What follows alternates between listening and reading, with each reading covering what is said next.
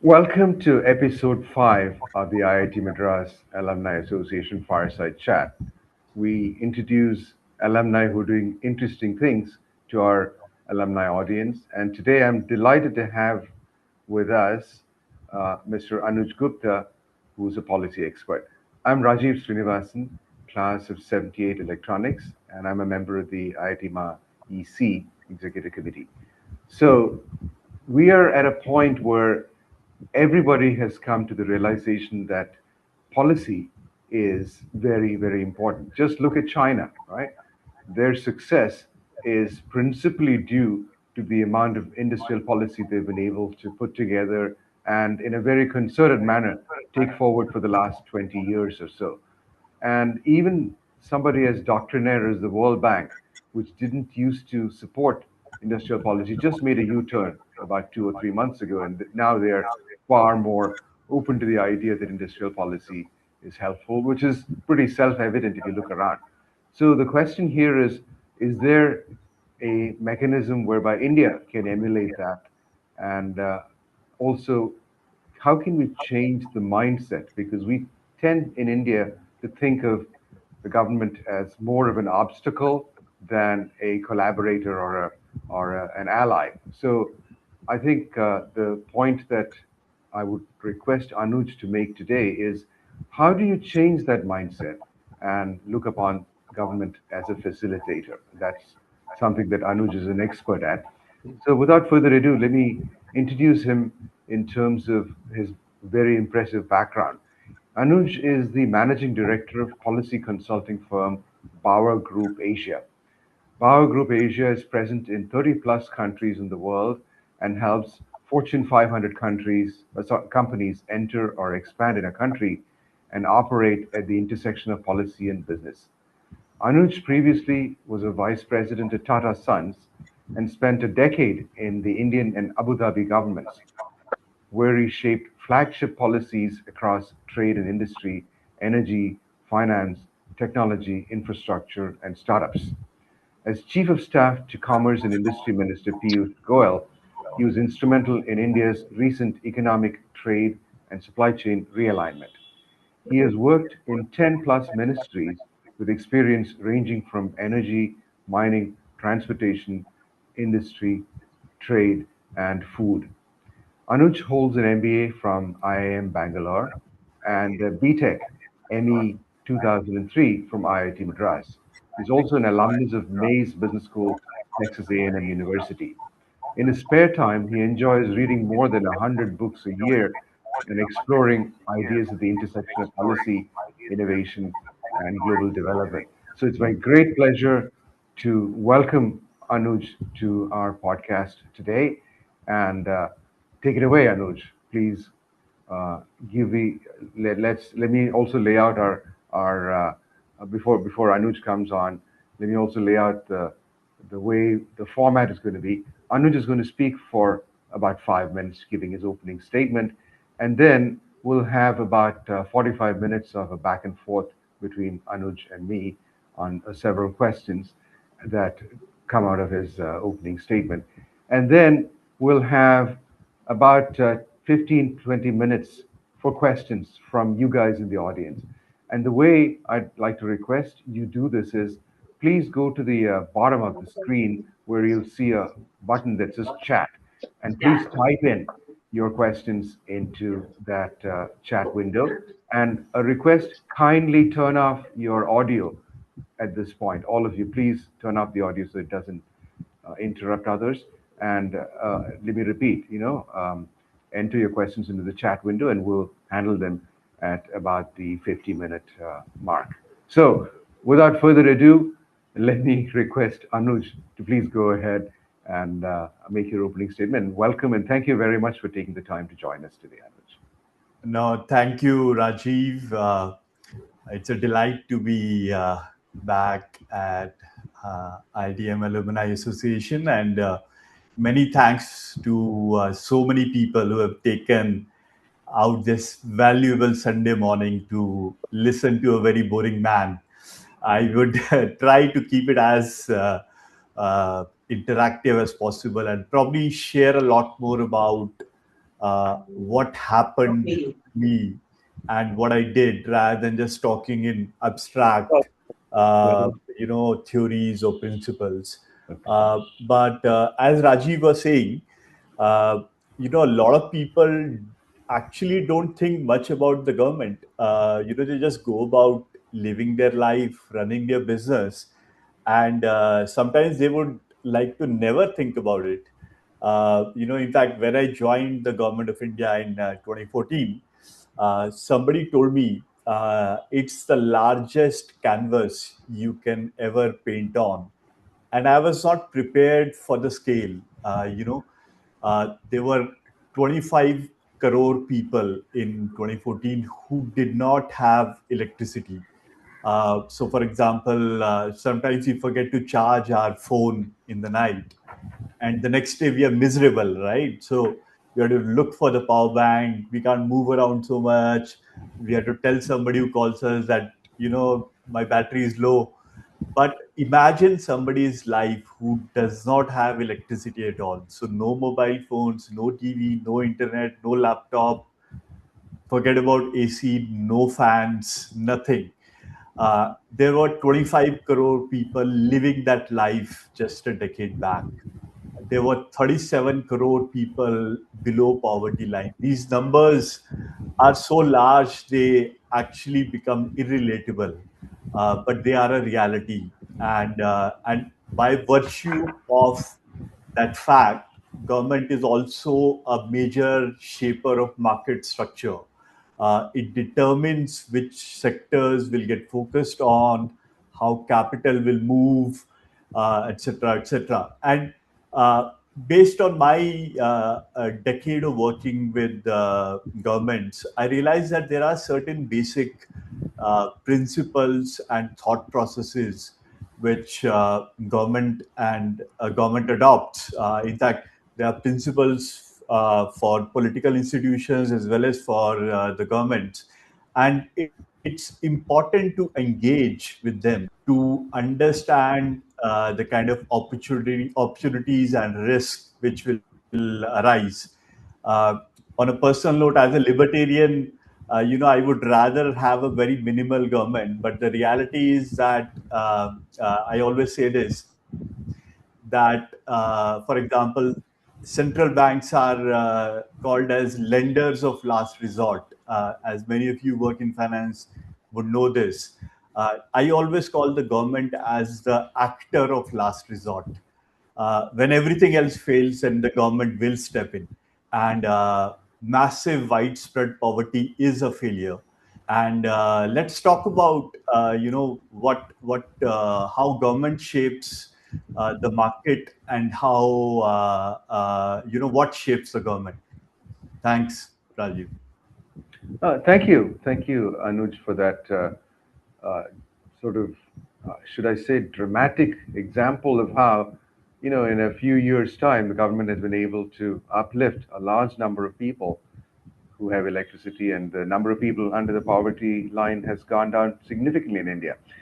But more recently, I guess in the last month or two, we have seen how the Hormuz blockade has been a huge hindrance to all of us, right, in many ways. And we're at a time when policy statements, or even just indications of direction, can move markets. For example, the government has done a remarkable job of keeping prices low, as you have also discussed on TV. And then we had the example of the Prime Minister's call to conserve energy, reduce gold purchases, etc., just a couple of days ago, which got a lot of reactions. And then also, maybe well, let me see, day before yesterday, there was the announcement of a 37,000 crore plan for coal gasification.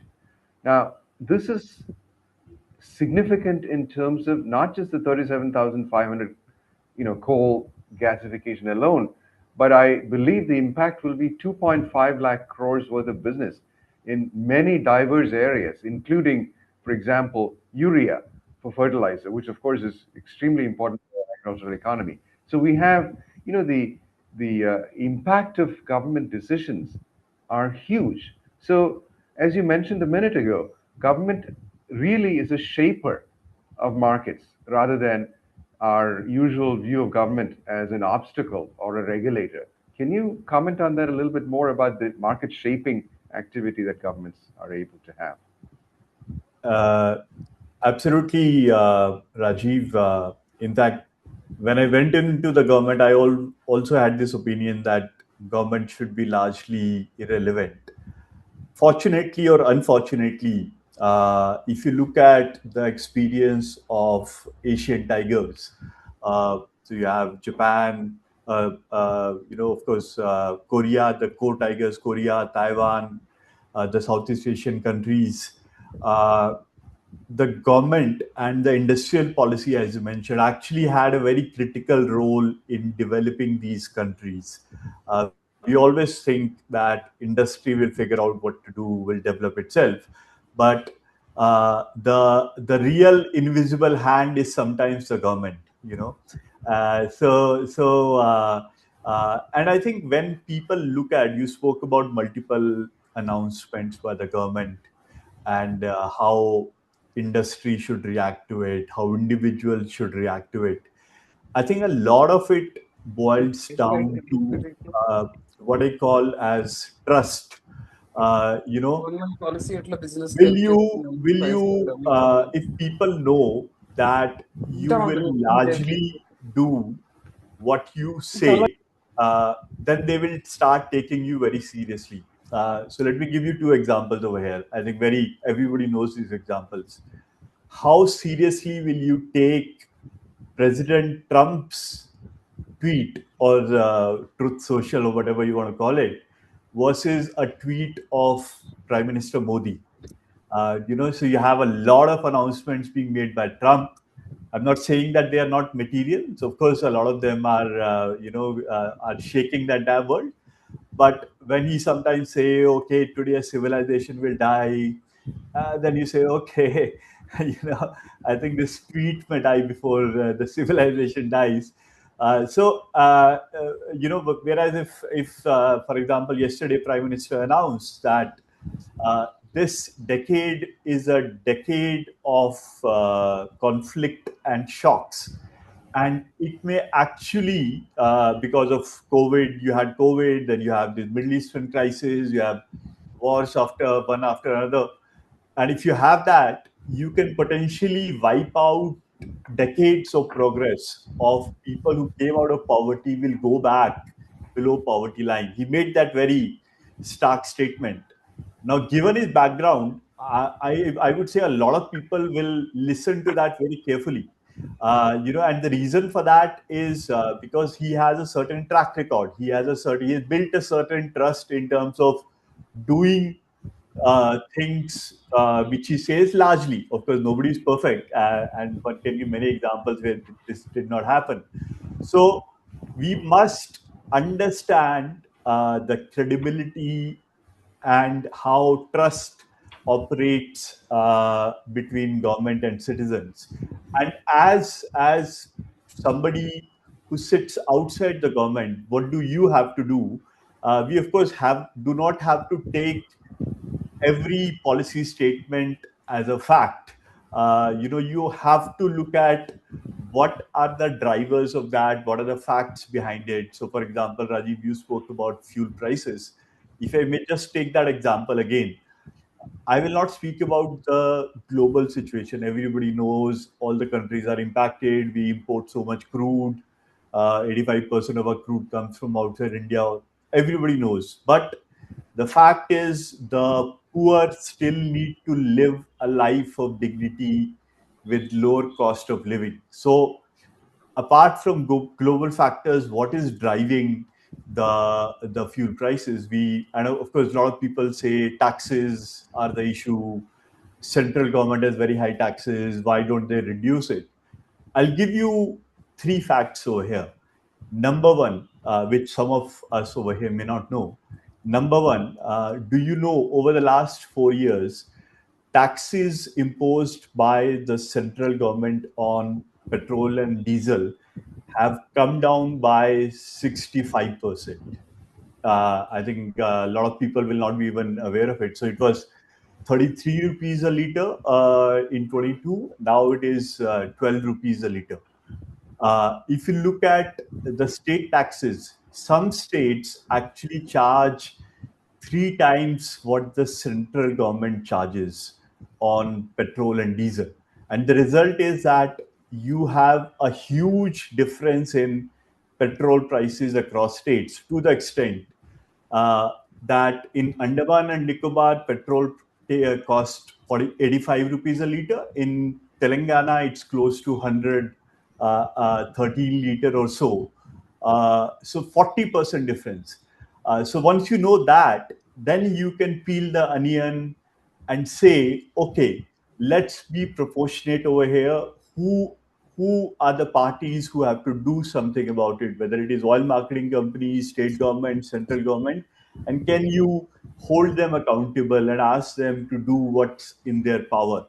I think as somebody who will deal with the government, engage with the government, and as a citizen, one must prepare and understand the facts. And if you do that, you will achieve a lot more success, and I would say probably be a lot less frustrated also. Okay. But as you were mentioning, it looks like the government has been operating by a somewhat different logic over the last decade. As you mentioned, they've reduced the taxes on fuel, as an example, and it has succeeded in bringing up a lot of people from desperate poverty. In fact, if I remember right, India no longer has the largest number of desperately poor people in the world. It is Nigeria, or I mean, it's an unfortunate fact, but yeah, India has done that. So, what exactly has happened over the last decade? What is the logic, and how does it matter for all of your listeners here? Can you comment on that? If I may define uh, the Modi government, in or the current government in one sentence, uh, is the fact that it has the ability to think and implement at scale, and I would say at astonishing speed. That's something I was not prepared for when I went into the government. So I'll give you an example. When I joined, I started my work with the power ministry in the government. There were about 20,000 villages which were not connected to any electricity at that point, and they were being electrified at a rate of about 1,000 villages per year. And So you will take, I mean, if you do like a simple arithmetic, 20,000 villages, 1,000 a year, you will say, okay, 20 years is what it will take. But you also know the fact that a lot of those villages have not been electrified because they are inaccessible. They are on top of hilly terrain, they are in the middle of rivers, across rivers, what have you. So your pace of electrification with the same effort will also slow down. And I would say it would have taken business as usual, maybe even 30 to 40 years to electrify all of them. And in 2015, I had gone to the Red Fort to listen to the Independence Day speech of the Prime Minister. And I had gone with a few colleagues of mine from the Power Ministry. And lo and behold, suddenly we heard that the Prime Minister was talking about electrifying every single village in the country. And he said, we will do it in less than 3 years, 1,000 days to be exact. So you are really going from 30 years plan to 3 years. And my colleagues were looking at each other, did not know whether they should laugh or cry. But yes, we had this extremely tough target, massive scale, astonishing speed required. But we did work backwards. We put in a plan to implement this by using technology, by using transparency, by involving people, etc., etc. And what happened finally? We did reach each one of these villages 13 days before the target date. You know, you must be, when you deal with the government, you must be conscious of this scale and speed mindset of the government. And the more you can help them meet their objectives in achieving this, the more receptive they will be. So when you go to the government, you tell them that I understand that you want to move fast, you want to solve large problems. This is how you do it, and this is how my company or we or me can help you. And when you say that, then you will see a tremendous shift in the openness towards the ideas you will bring. And I think that's the most critical approach. That's really interesting because I hadn't thought of that. What you're saying is speed of implementation is something that's really come into the picture. You mentioned the 1,000 days implementation of electrification, and also the ports, especially the ports. I'm impressed by the speed at which we're building new ports, Sagarmala, all that, the highways. So all the infrastructure is being put in place, and I think there are also private sector partners who are extolled for their ability to implement quickly and get things done. So that's very interesting. And I guess there are things like the reviews. Didn't you mentioned to me Pragati reviews some time ago, right? Targets, dashboards, etc. And so I guess what you're saying is, if you're going to deal with the new government as it is, you need to be able to deliver, right? It's not enough to make big plans, but you need to be able to show solid delivery. That's very important, and I guess we see that also in the India stack, right? UPI, right? All those things, and the Jam, Trinity, etc. And you also, I guess there are improved mechanisms for for dealing with reducing the difficulty of dealing with government. The GEM, right? Yeah. Re-procurement. So all those things are helping remove some of the obstacles, and that's something that's uh, reducing friction in government. That's great. Now, Yeah. just to move on to another question. See, there is a need for root cause analysis, right? Yeah. Instead of just attacking the symptoms, you need to go look at the structure and fix whatever problems there are. And this implementation focus is one of those things. What are the biggest structural problems you see, and how can business take advantage of those unresolved problems at this time? Yeah. Uh, I think you made a very good point over there, Rajiv. You spoke about ports in particular.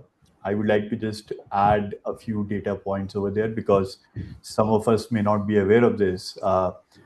Sometimes I feel that there is a despondency about the country, that nothing will happen. We are almost doomed to remain the way we are. But let's just take one sector, ports.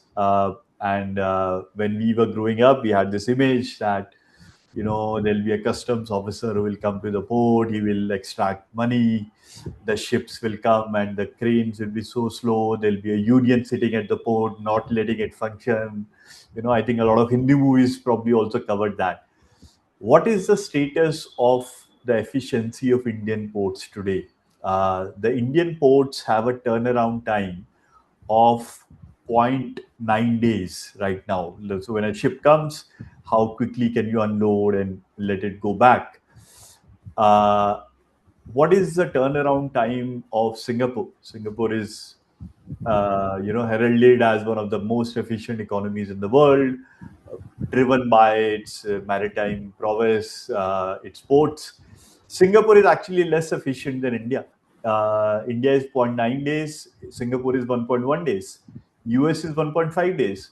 So we're actually the most efficient in the world, and people don't realize that. And what you said was absolutely right. Why is that happening? Because there are certain private sector entities also, and I will not name them, but everybody knows who I'm talking about, who run very large ports in the country, and they have done it so well that all the numbers have gone up. So there is a huge role for the private sector here. And you spoke about root cause analysis, and I'll give a very small example in brief here. Whenever we used to get, so people in the government, there's a term called representation. Some of us may understand the term. Representation is basically maybe closer to what is called a petition. Of course, hopefully not as subservient as that, but representation is basically you place your problem in front of the government. So we used to get a lot of representations, and one thing we always tried to do was that not solve one person's problem, but look at the policy which is leading to this problem and solve the policy so that one person has represented to the government, but there are probably a million others who have the same problem. If you solve the problem of only one person, the other million still have the same problem. So, can you solve the policy? So, I'll give an interesting example also from a technical perspective. Now, a lot of us are in South India, and we know there are tremendous number of people who come from uh, UP, Bihar to work in South India, to work in West India. And we got a letter once from somebody like migrant worker, so that I used to get ration. I think hopefully everybody understands what's ration. Ration is basically what the government gives a certain quantity of food grain, food stuff through shops, which are at subsidized rates or certain amount is free, and people access that to reduce their cost of living. So somebody said, I'm from Bihar and I'm working in Gujarat. I used to get ration in Bihar. I can't get it in Gujarat. Can something be done about it? Because ultimately, it's all about economics, right? I'm coming to Gujarat to work to save money, but if I have to spend more on ration, it actually upsets the apple cart. So we said that's a very good idea. Can we do something to have, just like you have the mobile number portability, can you have the ration card to become portable? So you have a ration card in Chennai, you can go to Bangalore and collect your ration, for example. And we could do that because we had this backbone of India Stack, as you mentioned. Everything is Aadhaar linked, so it doesn't matter. You don't have to go to your own shop. And we thought that once we do this, a lot of people across states will be able to access this ration, and there'll be a lot of what we call interstate distribution. Somebody from Bihar will take it in Gujarat, etc., etc. We rolled out the program, very successful, great adoption. When we looked at the data, it actually came out as a shock because the interstate data, of course, was large, but the intra-city data was actually much larger. So what was happening over here was that suppose you go to a ration shop which is say on your street, and this again goes back to the traditional picture Hindi movies paint. You go to the ration shop, he'll give you some extremely poor quality food grains, will not give you the quantity you require. Probably there'll be worms in your ration. But people had no recourse earlier. Now we realize that if you have a ration shop in your street and there is another ration shop which is 2 streets away, which actually has better quality food grains, gives the entire quantity which is allocated to you, you will actually vote with your feet and go to that ration shop and not go to the ration shop in your street. So now the government actually had data to say which ration shops are actually being managed well, which ones are really helping the customer better. And then we could rationalize the ration shops and incentivize them to say, you are not performing well. Not many people are choosing to buy from you. Why should you not be shut down? This is, you have this period of 6 months, either ship up or ship out. And lo and behold, I think it changed the efficiency of the system dramatically. So this is what happens when you get into the root cause. So again, for businesses, get into uh, what is the government really trying to solve rather than what they are stating as the problem. And if you do that, then you will actually be able to get into the window of decision making when the change is being planned and materially impacted. Thank you. Interesting. That's I had no idea this kind of data was being generated and used. And a couple of things that came very became very clear. One is the outcome focus, right? You need to have appropriate outcomes, and the second is scale. Both these are, I guess, driving factors for the Indian government at this time. Let me ask you a different question, which is, see, we keep hearing about a whole lot of different policies and programs. We got Swachh Bharat, you got Ayushman Bharat, the ONDC, PLI, okay, and how can businesses work with these things? And how do you read this? What do you need to do to be able to plug in, if you will, into sort of the APIs that the government is putting out there? Uh, so I did mention something about India Stack and how it's being used, and uh, again, couple of facts over here. I think this one a lot of people will know that majority of world's digital payments, more than 50% of world's digital payments only happen in one single country, which is India. And of course, that's thanks to India Stack and UPI. And, uh, it's a very dynamic stack. So there are applications which are being built on this every single day. And so, for example, I have this good fortune of working with an individual called Dr. R.S. Sharma, who was the first CEO of Aadhaar, really launched it out.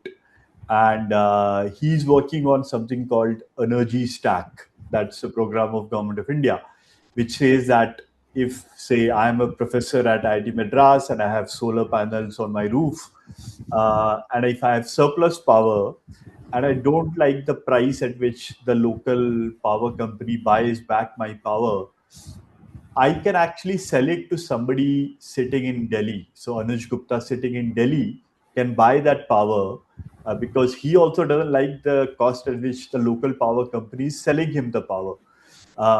Something like that will disrupt the sector.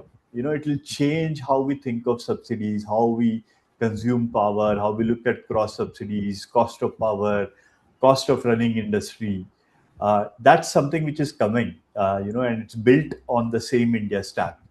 And I truly believe that the potential of India Stack has only been scratched at the surface, despite all we see. If you look at so there are certain Supreme Court decisions and acts which define how India Stack can be used. So earlier, only financial services and telecom companies could use Aadhaar. So all of us will know, you say open a broking account, they use Aadhaar to give you an account in couple of minutes, something which used to take maybe 50 signatures earlier. And you get a SIM card where they check your Aadhaar biometrics and they give you a SIM card. But actually, since last year, not many may know this, last year, many more sectors were opened up for access to India Stack. So, for example, e-commerce, travel and tourism, hospitality, healthcare. So, if I'm a startup, this is a hypothetical example, but I was just thinking about it. Right now, as a startup, or like what is very popular today is a D2C, direct to consumer, I'll sell. One of the biggest obstacles I face is that there is a huge amount of return, and people order, and then there is nobody actually who lives at that address. You just send it back, etc., etc. It is possible today to use Aadhaar to actually verify the consumer on your e-commerce site and say definitively, okay, this is the person, this is his background, do a check on that, and then only ship the parcels which meet their criteria, or maybe ship them at a lower cost, charge something less for somebody who does this authentication, who is willing to do this authentication with you. There are applications like that in travel and tourism which has been opened up. Hospitality has been opened up. So for example, now you go to a lot of hotels, they will ask you, give us your ID, will photocopy it, will they have to legally send it to the police station. I don't know how many people know there is a full process behind it. Now they can actually use Aadhaar to verify you directly. Go to the check-in desk. They'll use Aadhaar. That's it. You're done. No documents to be given. Nothing. Healthcare again opened up. There is something called Ayushman Bharat Digital Mission. Uh, if you use a digital ID for your health, all your health records will be available no matter where you go and no matter which application you use. It's all portable. If you're not using it, I would highly recommend pick up any of the apps which enable this. Use it. It's a lifesaver. So the question every CEO has to ask is, how can I leverage this tremendous tool of proving identity? Because that's what Aadhaar is essentially. It's just verifying. It gives a yes and no answer. Is this person who he is claiming to be? And by using that process, can I run my business better, faster, etc., etc.? Tremendous opportunity over here. If there is one thing the business, any business should do is probably think a lot more about India Stack. It's not even been scratched on its surface right now. Very interesting. Now, I should tell you, I was at the Pan IIT conference in Bangalore yesterday, and there was a presentation on the new Aadhaar app, which talks about a number of the things that you just mentioned, where, without divulging your private information, you can verify and authenticate yourself in a number of instances, like, when you check into a hotel, you don't need to give them your full Aadhaar number, right? Yeah. You can still be anonymous in that sense, but the application will authenticate you. So this kind of KYC, if you will, right, is now becoming more and more available. And that whole thing, the India stack, I agree with you. There's a lot of potential there, and ONDC as well, which you alluded to, right? That you have multiple players who can come into the picture. So the incumbents are not necessarily as entrenched as they used to be, right? An insurgent who comes into the picture now has sort of a level playing field and is able to offer services and products and so on. So that's great news. I think this digital public infrastructure. I also think, for example, in the trade context, we are building this up to essentially be an alternative to SWIFT at some point. Intra, not only intra-country but inter-country money transfers and so on. So it's this digital public infrastructure is one of the most amazing things that has been done. And I would say, I would request everybody that please read up on the kind of sectors India Stack can cover, and maybe even dare to venture out and say that ask your government to open up more sectors which have access to this stack. I personally believe there are some concerns about cybersecurity, etc., which is why they are not opening up. They believe there are capacity constraints. But I think if I were to spend a single tax dollar of government of India, this is actually the first thing I will spend it on, because the amount of productivity gain by opening up every single sector to India stack is tremendous. And of course, they're taking it globally, but I think within the country itself, there is a lot more work to be done to open it up.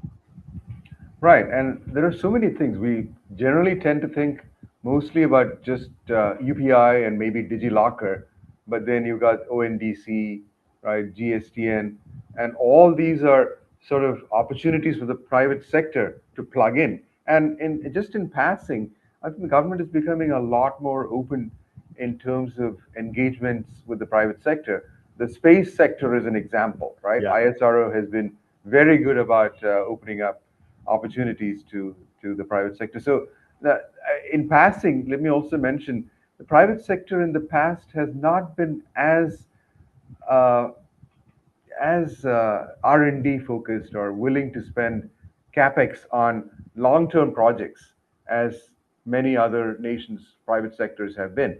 I wonder if there's greater openness on the part of government, greater transparency, greater opportunities. I hope. I don't know. I don't know if you agree with this. I hope this will lead to more private sector, investment, not only in operations but also in future proofing their business through R&D. What do you think? Yeah, A few thoughts over here. One is you spoke about space. I Yeah. do want to do a hat tip to Galaxy, Hmm. which has been incubated in our very own IIT Madras. And the space startups have gone from a me too to actually doing something which is first in the world. And Galaxy, when it launched its recent satellite, did exactly that. So it's changing dramatically, and you're absolutely right that there is a lot of openness at the end of the government to listen to the private sector, etc., etc. But given the kind of audience which is there, we have these tremendous technocrats, people who can span across technology, business, culture, etc. One of the areas which is repeatedly spoken about as an issue in India is the fact that we are not spending what is required on R&D, and this is not something which is a problem just of the government. But if you look at the largest private sector companies in India, they are spending a minuscule amount compared to their counterparts in China and elsewhere.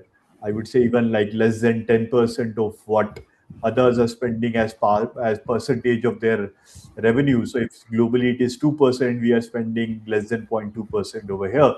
So I think I would love to hear maybe in the Q&A, and people can write about it separately. Why is India not spending more on R&D? Why are Indian companies being so conservative? What are the structural issues which are there? Can we have innovation which probably, of course, can be much more efficient in terms of amount spent, but ultimately we do need to spend more. Do we have issues in convincing the management of Indian companies about the value of R&D which is done in India? I think it's a very, very critical issue, not spoken about so much. I had met Director Kamakoti a few days back, and he was also speaking about it. I think collectively as IIT Madras, it's our responsibility to think about how can we really bump up India in terms of R&D. I agree with you. My conjecture, I'm just basing this on my feeling, is that the private sector has not invested a whole lot because they don't trust the government in some Yeah, sense. Okay, right. it's like the government may change its mind, the government may not live up to its promises, etc. So why would I want to risk my capital in R&D? But if you see a stable path and you see how things are actually moving forward, maybe that mindset will change. I hope that it will. And talk about IIT Madras in space. Of course, we got these other well-known companies, Skyroot, Yeah. right, and the other one I forget. Really doing very well with IIT Madras connection. So space and IIT Madras, I think there is, a great deal going on. And also going back to something you said about ports.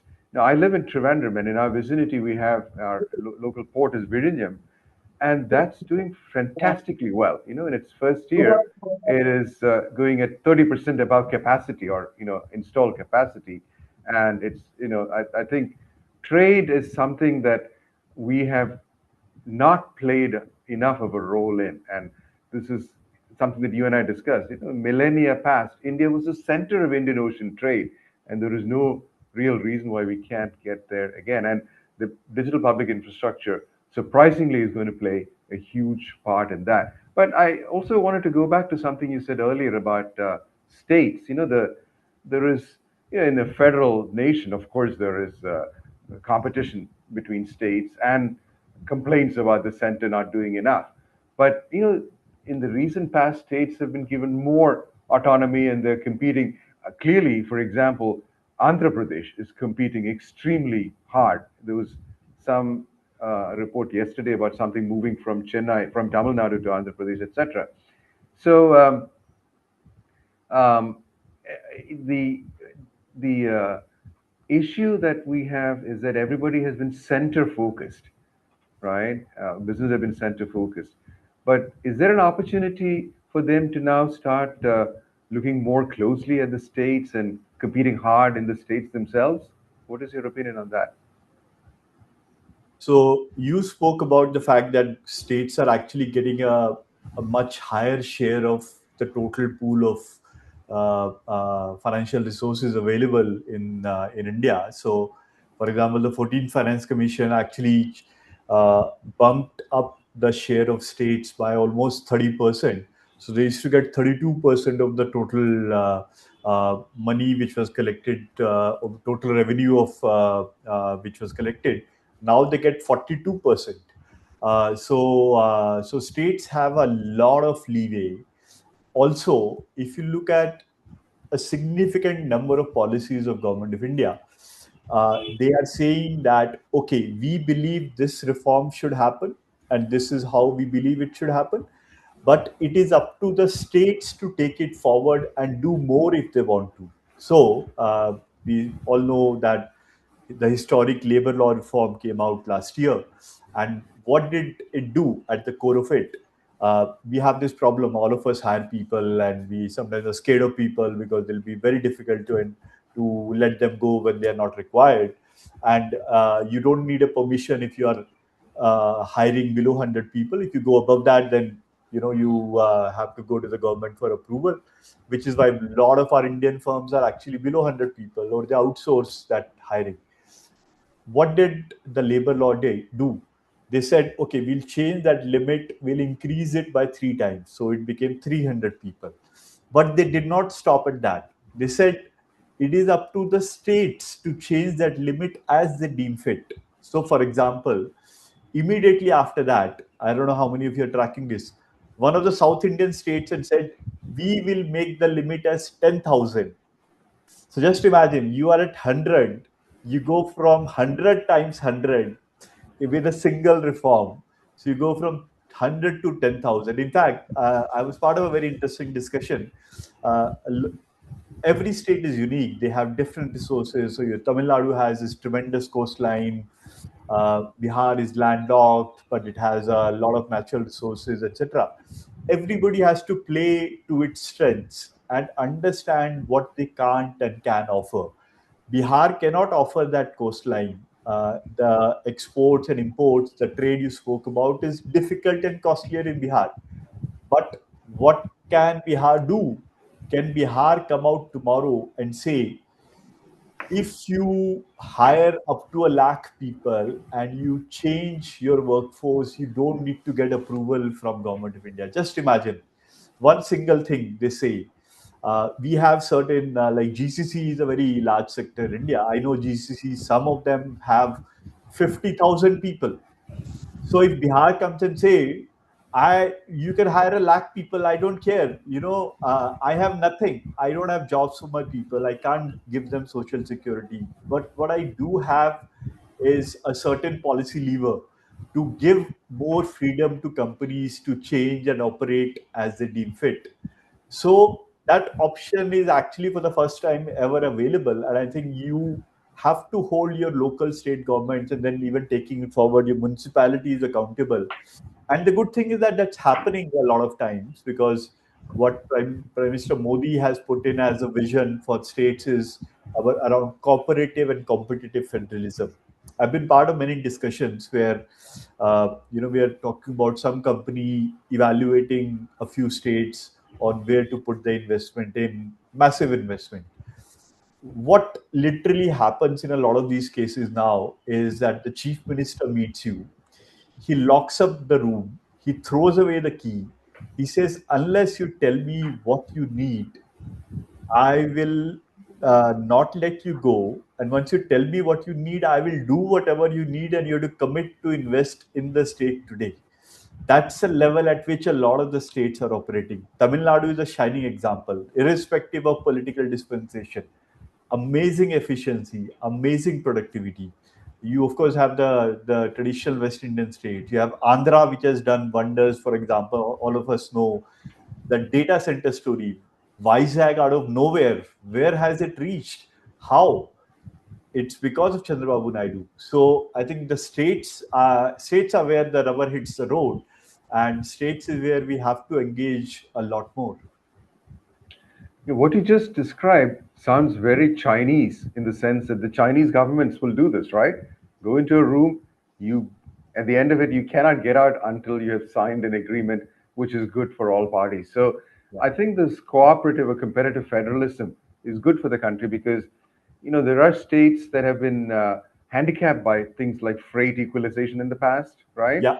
And other states that have annoyingly oppressive labor laws, like I won't mention which states, but yeah, you know who they are. So the You so can you can now name it, Rajiv. There is a new government. yeah, this is true. Okay, yeah, the new government, but the attitudes here in Kerala for sure have not been that great in terms of supporting industry.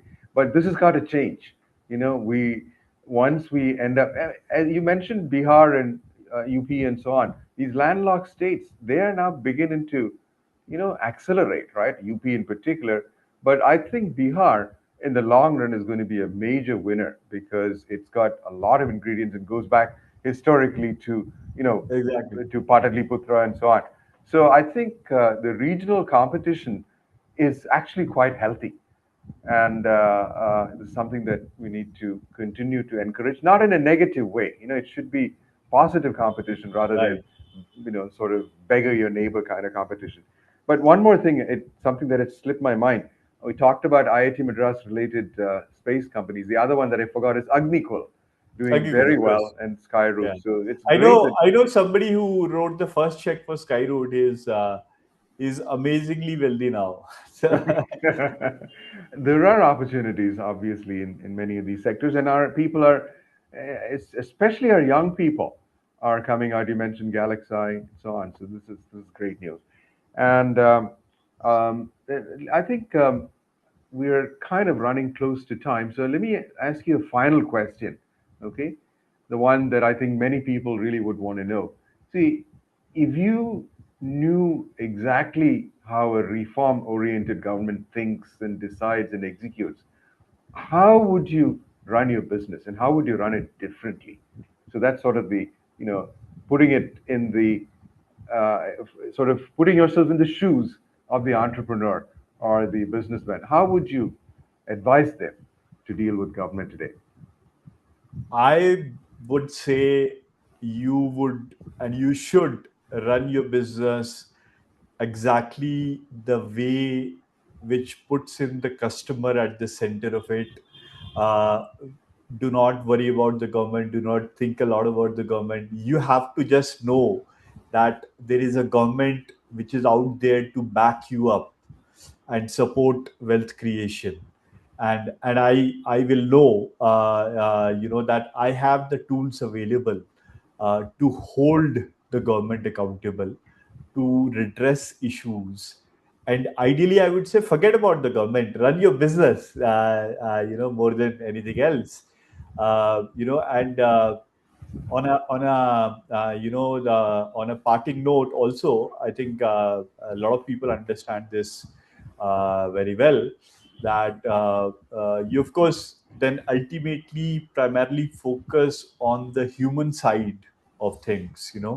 Your employees, your customers. That's where value will come in. And when I was working in the government, I had the same thing. I what I mentioned earlier, that 25 crore people to be connected to the grid. Yes, yes, yes. A, B, C. This is what you have to do. Cookie cutter approach, efficiency, get it done. We don't think about the people behind those numbers. So I'll give you one example which may help. When I used to get a lot of letters in Government of India, representations as they call it. We don't have electricity in our house, so we used to do whatever we could to make sure it happens faster within the policy. One day I got a letter from somebody who said, I'm the father of a 21-year-old girl, and my daughter cannot get married because there is no electricity at our house, and the potential in-laws will not come to a dark house. And I was zapped, because we think of these issues from an economic perspective. Okay, you can't work more, you can't study in the night, etc., etc. I never thought that from a cultural perspective, you cannot get married if you don't have electricity. So I did whatever I could. And few days later, I got another letter that my daughter's wedding is fixed on so and so date, and you are the chief guest. You must come for it. And I was like, I would say one of the most satisfying days in my life. And some people ask whether it is inevitable that India will remain backward, and I would say definitely not, because I danced at a wedding which proved that India can. Thank you. That's a wonderful story because here you actually are making a huge difference to individuals, right? These are not anonymous, faceless people. They're real people, and their lives are being changed by, the government's acts. And I mean, having electricity is so basic. We middle class people don't tend to think about it, but Correct. for someone who's deprived, and I'm so glad that this girl, she actually got married, and you actually went to that wedding. That's great. But And let it me, was what was surprising to me was that that village yeah, was actually very close to Delhi. So we are not really talking about something in the eastern Bihar even or West Bengal. It's yeah. only a couple of hours from Delhi. Those villages did not have electricity till 2014. So Hmm. it's I would say heartbreaking to actually see the kind of or lack of progress sometimes which happened. Yeah, the deprivation. In fact, in that context, we in Kerala have been lucky because we had very enlightened, royals, the Yeah. Travancore royals. So we had a certain level of development that was much greater than many other parts of the country. But now it's evening out. But let me ask you a tough question. See, Hmm. one of the problems that all of us face with government at every level is corruption, right? Yeah. You got to, hand over some money. You need to know the right people. Yeah. And I'll just give you an example of my getting a driving license. I went to this driving license RTO, and a tout told me, "Look, I can fix this for you. Just give me 1,500 rupees. Okay, Yeah. your driving license is going to be done." And I did. I gave him 1,500 rupees, and I got it, which I'm not proud to admit. But it's so easy to get into that loop of sort of Yeah. avoiding complexity by just paying somebody, and that becomes a huge problem. What is your answer to that, the problem of corruption governance? I'll give you one example. This is not something which happened to me, but somebody told me, somebody very senior told me, a wife of a very, very senior person.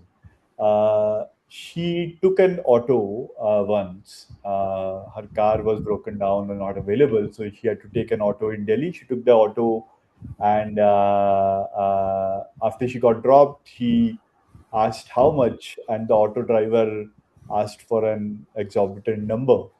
And she was like, "What's happening?" And this is like, I think, 2013 or so. The person said, very in a very casual manner, the auto driver, and I will say it in Hindi and then repeat in English so that people get it. uh, madam, थोड़े पैसे ही तो ज्यादा मांगे हैं, कोयले की खदान तो नहीं मांगी. I've only asked for a few more rupees, not for a coal mine. So when you have people at the top sitting and siphoning off coal mines, then of course people at the bottom will say, okay, they are getting the cream of the pie. Let us also get some crumbs of the pie. And Right. logically you cannot argue with them a lot. Then fortunately that era is over. You don't have, at least in government of India, I will not say for every single state, but at a large level, at an institutional level, you do not have cases of ministers indulging in massive corruption, or the prime minister indulging in massive corruption, blatant corruption. Thankfully, we have come a long way from there. There were attempts, for example, uh, to accuse that, okay, very high level corruption has happened in, say, Rafael procurement, and we also saw what happened in the Supreme Court, and finally what happened and how that procurement actually helped us in Operation Sindoor. Hmm? You cannot imagine Operation Sindoor without those jets. And when the government tried to buy them, the harrowing time they had to go through. but they could come out clean. So there is a certain, I would say, cleanliness at the top at Government of India. I would not say it's at all levels. I would not be so brave to make that statement. And then, of course, states vary quite a bit in terms of their transparency and ethics. I would say two things you have to do. Number one, you have the choice to do business in a particular state. Choose your state wisely. That's a choice you have. You cannot choose a lot of things in your life, but you can choose to where to house your business, where to grow it, etc., etc. I think it makes a lot of difference. There are states who are doing amazingly well. There are states, for example, you know that they are opening up tremendously. So, for example, just yesterday or day before, uh, the West Bengal government said that they're actually going to develop Nandigram, which was the site of the infamous protest against Tata Motors, Tata Nano's factory. There is a reversal happening there. Is that an opportunity? Maybe. But I would leave it to the people to evaluate. So you are making choices. Please make your choice basis that also. And do know your rights. Do that you have options available. And if a small person on the street, for example, can fight against the system sometimes, like I know we're out of time, but maybe 30-second example. When we, and I go back to power because I thought that was a very fulfilling time for me personally. So I'll give another example over there. When we were electrifying villages, we created a portal and an app where every single photo of the progress of electrification was put in, videos, photos, so you could see what transformer has come into your village, what poles have come, what cabling has come, how are they being set up. The photos used to come. But you had an option to say, okay, I'm from this village. This is not the reality on ground. The photo shows something else, but the reality is something else. And we got a complaint like that once from somebody in a village. And we checked. And he said that you are showing a transformer there. There is actually no transformer there. So we checked and we realized that the contractor who was doing the job has actually sold the transformer as scrap. He put in the transformer, then he removed it and he actually sold it further. So there was like massive corruption happening. But we could see somebody who, an individual who did not even have electricity in his home, but actually standing up and saying, no, there is corruption here. This is not right. This has to be changed. And we were able to thankfully redress that. So do not consider yourself as defenseless. You have a lot of options. Uh, you know, uh, if you believe that you are right, doing the right thing, I think a lot of these obstacles disappear. Again, a 30-second example over here, because I primarily work with multinationals coming to India. One of the things about them is, the multinationals, the American ones, are governed under Foreign Corrupt Practices Act, right? The FCPA, which means that they cannot give any money at all through any means, right? Now, once you have that, once the other party knows that you absolutely cannot give a bribe, will actually sit and wait forever. Then the expectation from the other side also moderates. That okay, ये तो देने वाला ही नहीं है, इसका waste क्यों करो time? Let's go to somebody else who can probably give. And I don't know how many people have read that book. There's an amazing book about Mr. Narayan Murthy, when he was setting up Infosys and he had to get a license for importing a computer. And, he had a very tough time getting space for housing his computer and etc. And when the computer came to the airport, they had imported it via air. When it came to the airport, the customs officer, this is all documented. So again, how I don't know how many know, this is 80s, so much more very different India, but same principle. The customs officer at airport said, "Oh, there is some problem with this. Paperwork is not right." And Dan Murthy said, "Oh, no, no, we have the license. This is the license." Customs officer says, "I don't care what paper you have. You have to give me money. That's it." So Narayan Murthy was sitting at the customs line, and he had that option that he has put in so much effort. He has traveled 50 times to Delhi. He has begged, cajoled, cut, gone hungry to save money to start the company, to pay his employees. There are people whose livelihood is at stake. If I was in that situation and I had to give 20,000 to the customs officer, I don't know what I will do. I'll probably succumb to that temptation to just give that speed money and get out of there. What did Naran Murthy do? He said he refused. He said, let the computer be at the airport. I don't care. And I will fight it the right way. And he fought and he actually won later, not immediately. So there are examples. So I think, and of course, Naran Murthy is also an IITian. So I think we can learn a lot, especially from him. Right. Yeah. I mean, let's be honest. Corruption exists everywhere. For example, in the U.S., corruption is at the higher levels, not petty corruption. Right. Here, Yeah. it's the opposite now. Right. So anyway, so let's. I think as we're sort of out of time, let me just go through some of the questions that came up. So thank you very much, Anuj, for this enlightening exposition on how people can work with government and some of the examples of how well things have turned out. And obviously, this is just the beginning. We're going to do much better at scale. But here are a few questions. This is an interesting one from Lalit Sharma. He has got a problem with the freebies policy. What he says is, see, if we give freebies rather than a social security framework, the easy money takes away unskilled and semi-skilled manpower from the ecosystem and raises the cost of manpower for industries. So I think he's talking about the MG and NREGA. Yeah. Manrega. So Yeah. he is the Now it's called GMT. Yes. right. Yeah. So he is objecting to that. He says the freebies are not good.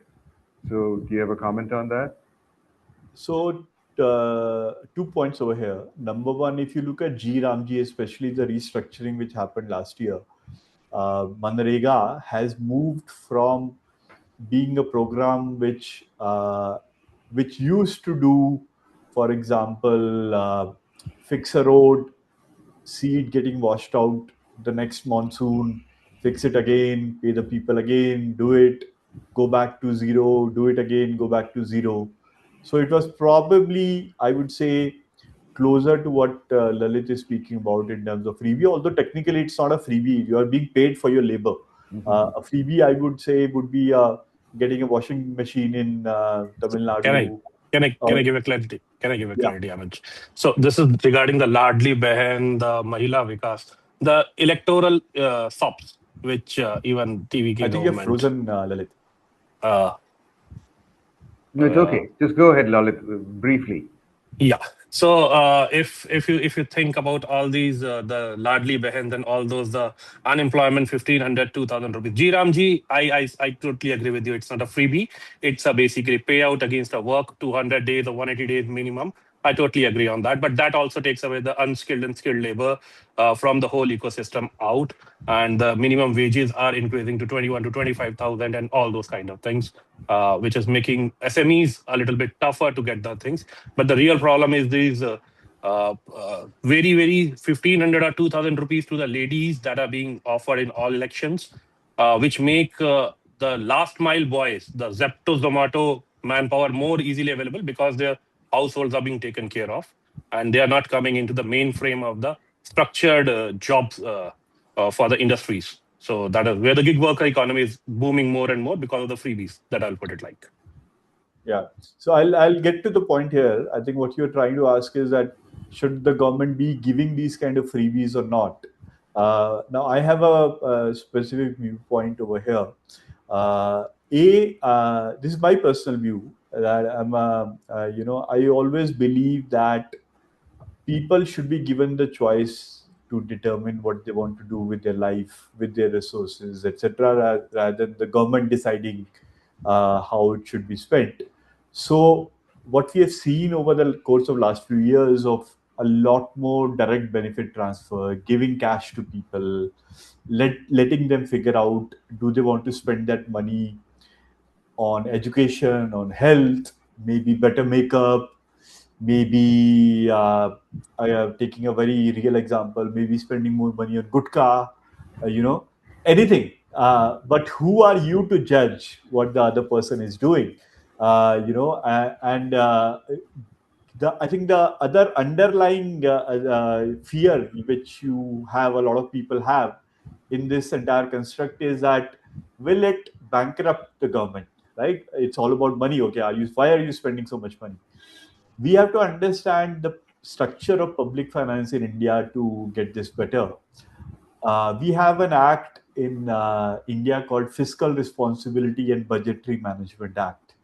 The way the act has been defined, and if some of you would have read the constitution, one of the articles of the constitution says that if any state has borrowed even a single rupee from government of India, then for borrowing even an additional extra rupee, they have to get permission from government of India.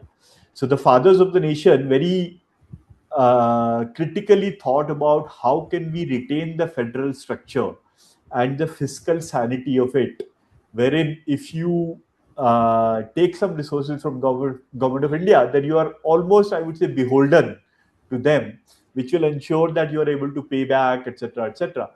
Based on that article of the Constitution, it's called, I think, Article 219, if I'm not mistaken. Based on that article, a Fiscal Responsibility and Budgetary Management Act says that your state's deficit can only be up to 3% of your GSDP, your GSD. I think everybody understands GDP equivalent of a state. So that's the hard limit which the state has. Now, because of that, what happens is if Vijay has to decide that do I give 3,000 rupees to women, every woman, versus do I build better roads? Do I build better electricity supply? Do I incentivize a global company to come to Tamil Nadu and invest? I think he has that portfolio of choices available to him, and he can do that trade offs that, okay, 50% money I will put this way, 20% here, 20% here, 10% here. He does not have unlimited budget. There are limits on it, which is why the system has checks and balances. I'll give you another example. Again, going back to power sector. Sorry for that. Power and your roadways are two of the worst sectors in a state. State roadways buses are, frankly speaking, pathetic, right? State electricity supply, you know how it is.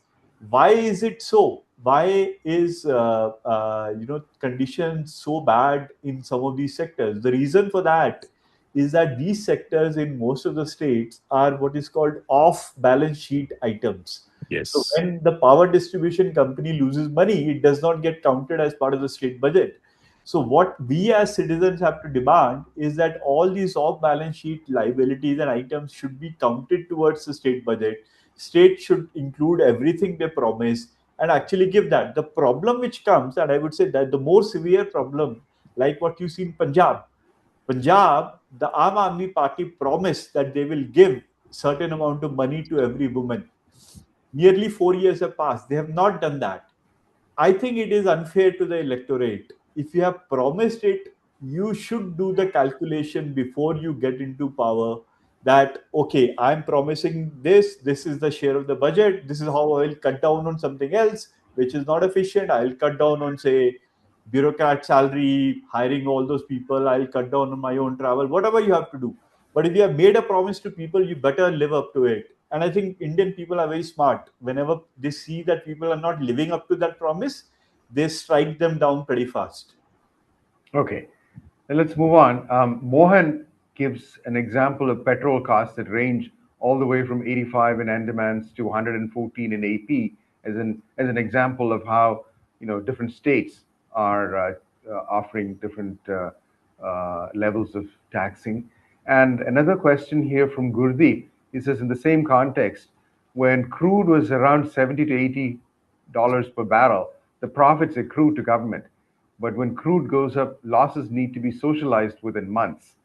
I guess what he's saying is that the government got money earlier, made profits, and just give it back. But it doesn't work that way, does it? In the sense that we had these oil bonds that were really ruinous for the country for a long time. So at the end of the day, in my opinion at least, we should we should make the prices reflect global realities rather than insulate against them.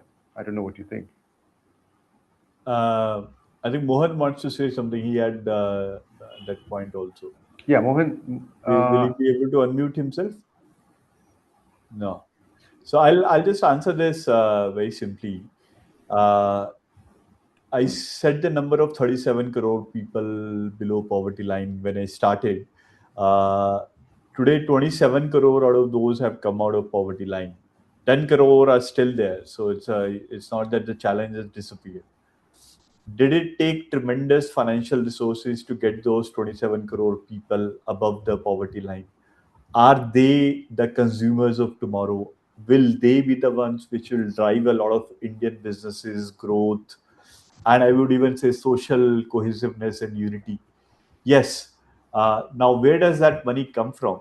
That money has come from some of the taxes you are speaking about. Now, one can say that they could have increased it, and the other piece of that argument would be that the government is literally almost trying to keep the prices within a certain range. So there is like a stability of prices. So the prices should ideally be between, say, 70 to 100 rupees broadly. It should not be like what you said, when the crude became half of what it is today, the petrol price should not be 30, 40 rupees. When it becomes that, then you also have other externalities. So for example, environment is another factor which comes into play. Do you want to actually invest resources in renewable energy versus actually foregoing a lot of revenue, potential revenue, by selling petrol at a lower cost, which has environmental impact? And these are real things. Why is Delhi so messed up in winter? It is the primary reason is not just farmers in Punjab. It is because of the local traffic pollution in Delhi. So if you sit in Delhi and say government is not doing anything for pollution, and on the other hand you say government is not letting petrol to be priced at 40, I think you're being a hypocrite over there. Yeah, you have to reconcile your choices somewhere. Okay. Mohan asked this question about ration cards. He says, aren't they given out for family? How does this apply to migrant workers who live away from their family? the so a lot of the migrant workers are actually moved with their family also. They will move with their kids and women, so they will get access to their entire ration for the family which is sitting in Gujarat. Yes, there are a lot of people who will not go with the family. Then they will have this choice that they can take the ration in Bihar or versus taking in Gujarat. The important thing is that they have the choice now, as opposed to earlier when it was perforce to be taken only in Bihar.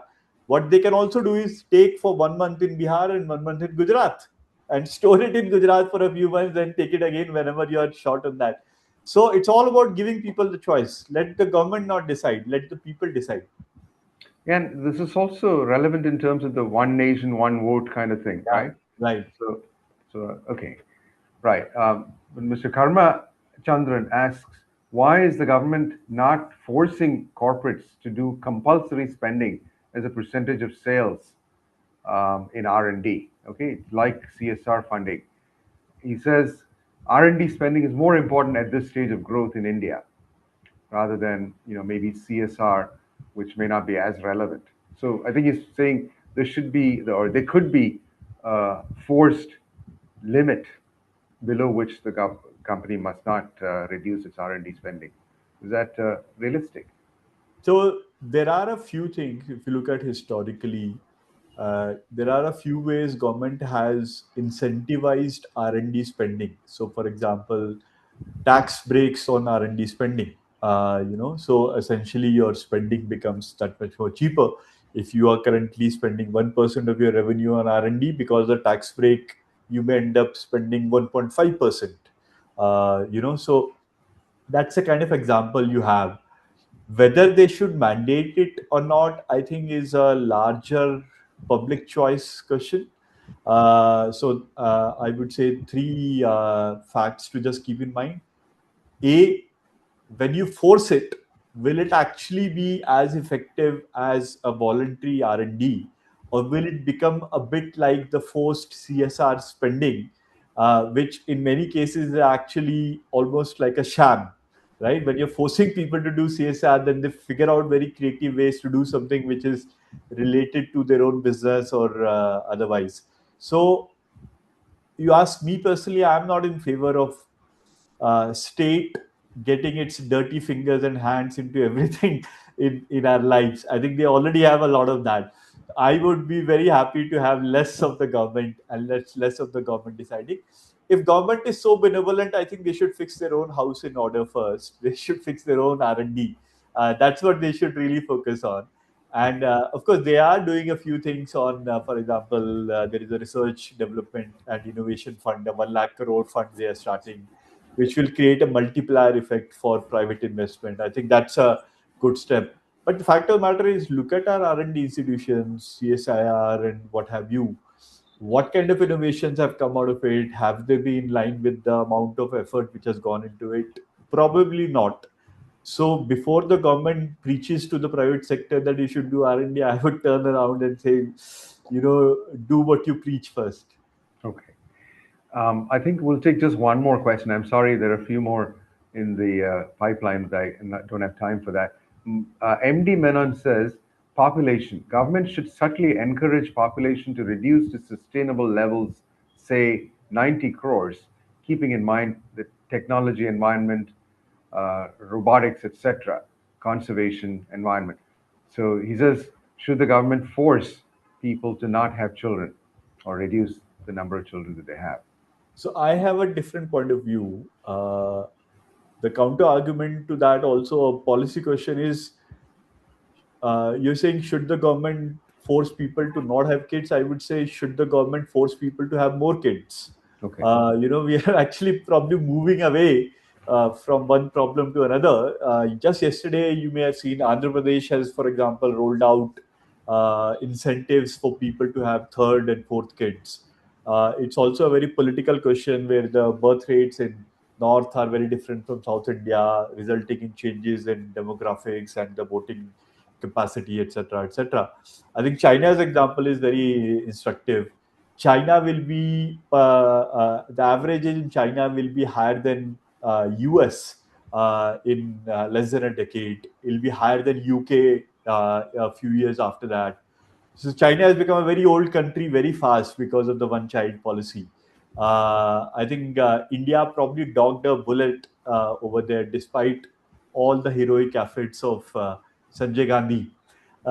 So I think it's a very sensitive question. You ask me personally, I would be in favor of having many more people rather than less people. I think people are the ones who will drive innovation and growth and the country. Even if all these things come in AI, etc., I think it's perfectly fine for people to sit and just think the entire day and not do anything. Let the machines do the work. But that thinking, I think, is, or even if they don't think, even if they are doing whatever they feel like, it's individual choice again, right? Who am I to judge if somebody sleeps the entire day? But I think we should have many more people deciding and figuring out what they want to do. On that note, I'm afraid we'll have to stop because we're 20 minutes over time. I agree with you, Anuj. The government should not have this heavy hand of imposing things on people. People should have their choices. So, thank you very, very much, Anuj, for spending this time with us and exploring ways in which we can really rethink our relation to government as entrepreneurs and small businesses and so on. So thank you once again, and thank you to all the participants. So we will Thank stop you. this. Thank you for having me.